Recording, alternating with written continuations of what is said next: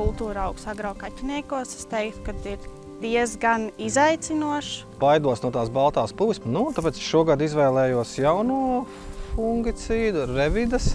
Kurš man ļoti uzrunāja, jo pirmkārt augsts ražas potenciāls. Un tā kā nomigloja pēc nedēļas, varēja redzēt atšķirību, kur ir miglots un kur nav miglots. Varat nebaidīties, kad atrodaties lauku un smidzinot, jums pēkšņi var sagaidīt lietus mākoņi un līt. Revidas šā vai tā darbosies. Bija skaists ilgi, bija zaļš, patikās.